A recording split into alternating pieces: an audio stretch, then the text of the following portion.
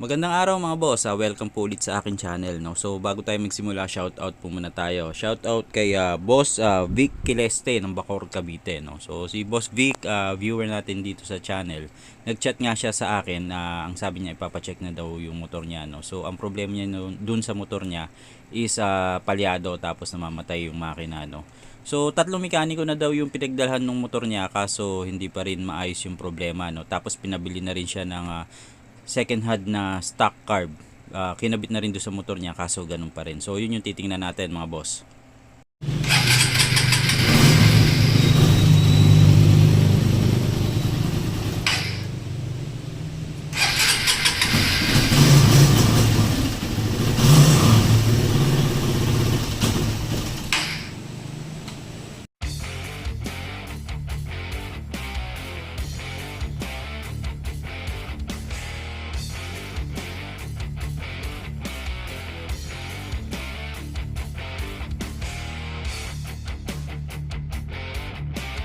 So upon checking ni Boss Ryan, no, sira yung spark plug cap. So nalaglag yung resistor dun sa loob, no. So yun, tatanggalin muna siya mga boss.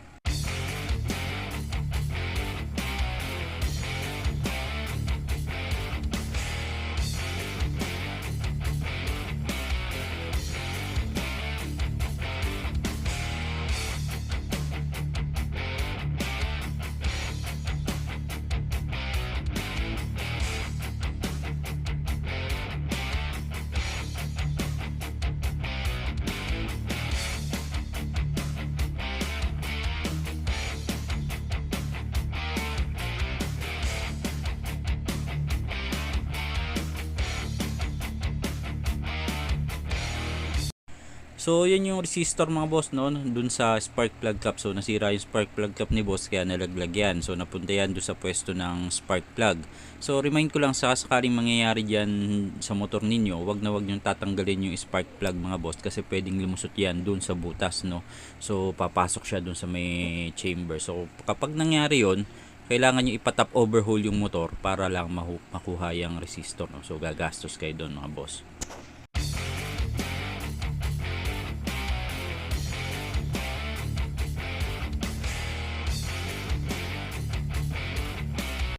So sunod naman na gagawin, i-check, lilinisin, tapos itotono yung karburador mga boss.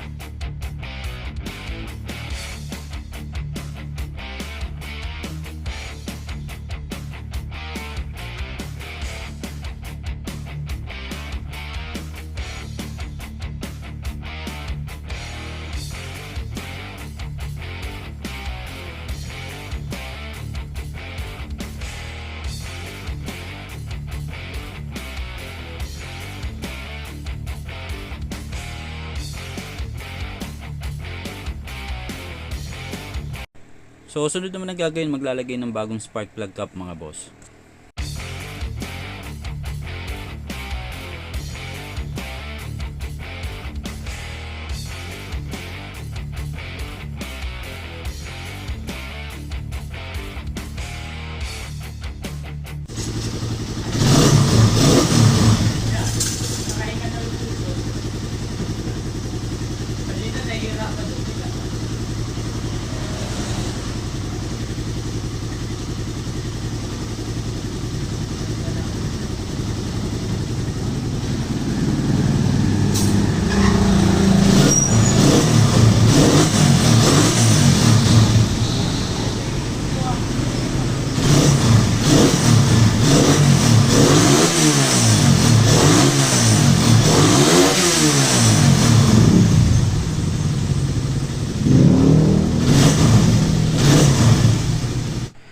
So after na i-check, linisin at itono yung carb at magpalit ng spark plug cap, okay na yung motor ni boss, no? So para dun sa mga gusto magpa-check mga boss, pwede kayong mag-chat sa akin para ma-schedule natin yung motor ninyo.